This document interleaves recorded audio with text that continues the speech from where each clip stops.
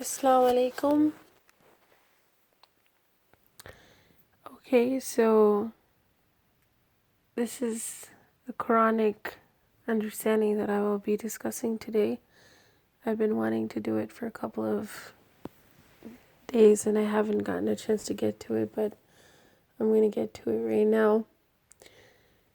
Do you remember the time in the Quran where it says that Ibrahim al-Islam was thrown into the fire? And when he was thrown into the fire, he was saved by Allah. Okay, he was saved by Allah.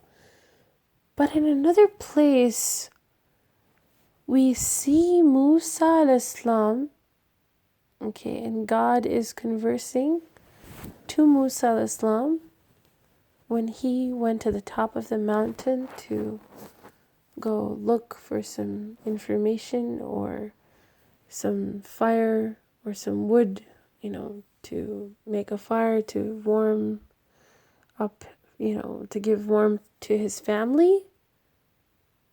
And when he was there, what did Allah subhanahu wa ta'ala say? Allah subhanahu wa ta'ala said to him, "Blessed are those whom are in the fire and those around it." Such a impactful verse. Such an impactful verse. Blessed are those whom are in the fire or those around it. What does that mean? Again, it goes back to those whom are being tested. Those whom are being tested. What happens to a person being tested? If we can understand this verse and also relate to it, what happens, okay?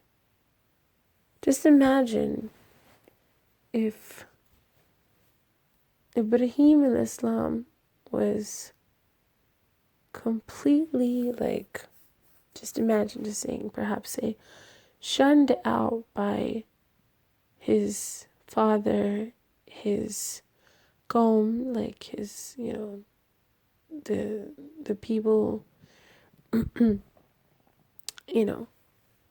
that threw him into the fire too, like the surrounding people, and all, everyone, right, that was just so against the fact that, he wanted to believe in something other than what they believed in, which is almost in a manner considerably making themselves their own ilah, because they seek to believe in their own desires instead of the truth.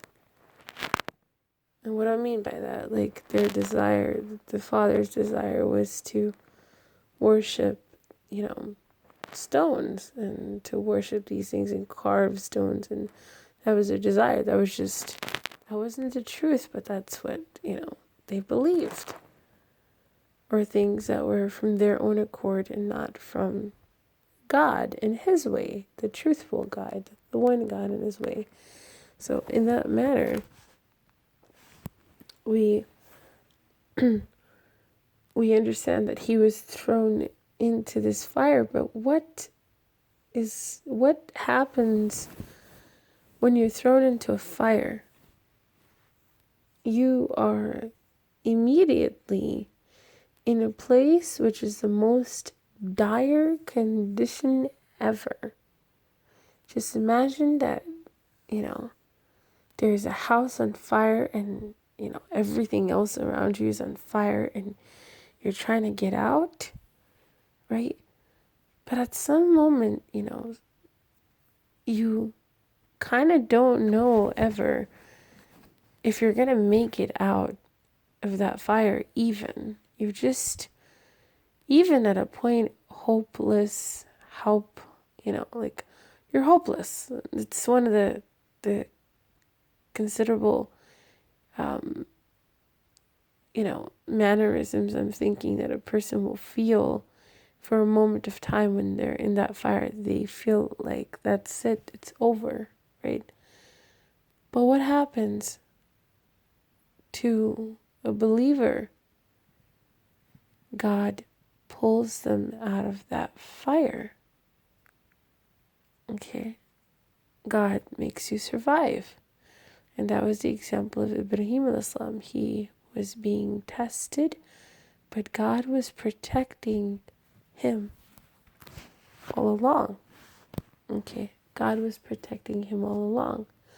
Now, if we go back to that verse from Musa al-Islam, Allah says, blessed are those who are in the fire and those that are around it. And in this particular situation, it is in regards to those whom are being tested. Blessed are those whom are being tested.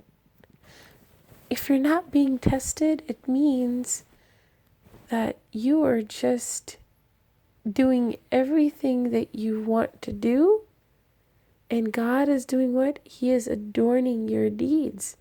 He's making everything beautiful for you. You understand? He's making everything grand, beautifying it absolutely, everything that, is going to satisfy you in your miniature test that you have, So for this limited time period, which isn't even time, it won't even exist. It's like it won't even exist at all. Because compared to forever, a certain point of time really doesn't even mean anything at the end of the day. It doesn't mean anything. It means something to you to make you understand. God will say, oh, just to make you feel, for you to understand that, oh, how long have you been here? Only for an hour? Not even, right? So for you to understand only for an hour, not even, that's just making you understand that that's in the language to make you perceive that, okay, you're not even here. This life that you had isn't even for an hour. Actually, technically, it didn't even exist, because once that hour passes by, that life passes by, that's not a life that you had. Because the real life is what? Eternity never ends. Okay? So in that manner, blessed are those that are going through the test. The believers will go through hard tests, from, suffering a loss of, family, wealth, food and shelter and this and this and this. But guess what happens? Ultimately, the Lord pulls you out of that fire. God saves you from that test. But who is that applicable to? It's only applicable to those who are believers. Okay? For those who are disbelievers, at the end of the day, they're just getting everything that they want.